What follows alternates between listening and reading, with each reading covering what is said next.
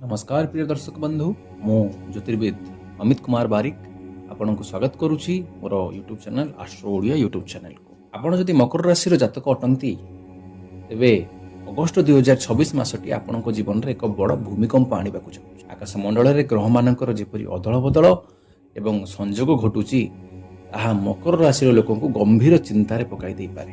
आपण राशि स्वामी शनिदेव एवं छायाग्रह राहुकेतु प्रभाव जोगु मासर आरंभ ही आपण जीवन में विभिन्न क्षेत्र में हठात परिवर्तन देखा मिल परिवर्तन गुड़िक एत द्रुत गति में हेब जे प्रथमे आपण पाद तलु माटी खसीगला भली लगे किंतु भयभीत हूँ ना बंधु भिडर शेष पर्यंत देखंतु कारण ये ग्रह मानकर कुप्रभाव बर्तबार एकमात्र उपाय मु शेष कहे।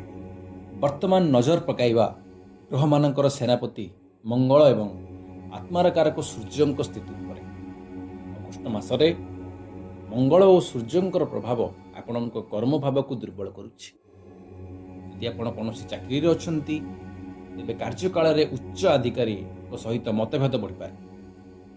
आपण को हठात कौनसी एपरी दायित्व दिया जीवो जहाको पूर्ण करबा आपण पई असंभव प्राय हो। सहकर्मी मानकर गुप्त विरोधाभास गुप्तरे आपण को विरोध करेंगे आपण जानी परिबे नहीं। यह द्वारा आपणकर मानसिक अस्थिरता रहिबो।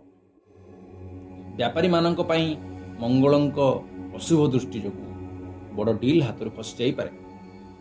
अगस्ट मासरे प्रथम 2 सप्ताह व्यापार में कौन बड़ रिस्क नियंतु नाही नचेत बड़ धरणर आर्थिक स्थिति बा आर्थिक क्षति घटी पारे। आपणकर एबे आसंतु धन एवं वाणिज्यर कारक बुद्ध एवं भौतिक सुखर कारक शुक्रंक गोचर उपर टिके नजर पकाइबा। अगस्ट मासरे बुद्धंक वक्री चलन किंबा अशुभ स्थिति आपणकर आय तुलन खर्च को 2 गुणा बढ़ाई देव। घर मरामती जानवाहन मरामती किंबा हठात परिवार कौन बड़ सदस्य स्वास्थ्यगत खर्च आपण बैंक बैलेंस को खाली करदेव। जदि आपण क्या टंका धार देवा भावुंट संपूर्ण मना करंतु जमा धार दिंतु ना कारण से टंका आउ के फेरब ना। आर्थिक अस्थिरता एते मात्रा बढ़ीज जे आपण को पुराना संचय भी भांगा पड़ पारे। से सावधान रहिबार आवश्यकता रही।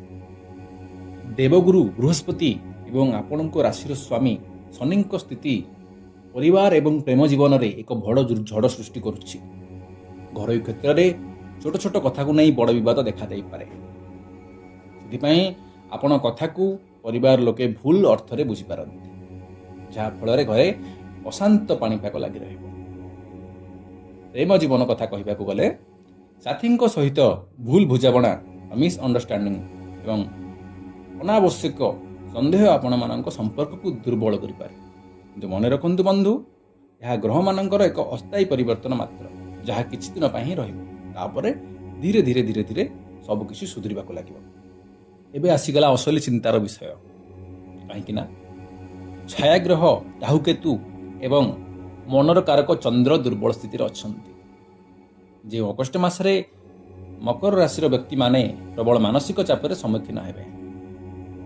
अनावश्यक चिंता रात्रि निद न हेबा अजଣା भय एवं रक्तचाप प्रवृत्ति देखा देबा। आपनक मध्य ब्लड प्रेशर बढ़ी जाई पारे तो औषधि ठीक समय नेबार आवश्यकता रही। मस्तिष्क सर्वदा एक अजଣା अशांति रे व्यस्त रहिबो। तेणु निज शारीरिक एवं मानसिक स्वास्थ्यर जत्न नेबा आपणक पई सबुठु बड़ प्राथमिकता हेबा आवश्यक। तेबे प्रश्न यह उठुछि एते गुड़िए ग्रह मानकर अशुभ प्रभाव बर्तबार उपाय कौन कौन आपणक जीवन में सबुदिन एमती अंधकारमय रहिबो। तो बंधुगण व्यस्त हबार आवश्यकता नहीं। मोर अभिज्ञता कहूची अगस्ट मासरे शेष सप्ताह आसु आसु शनि एवं गुरुंक स्थिति परिवर्तन निश्चित भाव घटिबो एवं एक चमत्कारी राजयोग सृष्टि हेबो। आपणकर जो काम गुड़िक ग्रह मानकर कुप्रभाव जो अटकी थिला से सब हठात सफल हेबाकु लागिबो। धीरे धीरे आपणक काम बनिबो।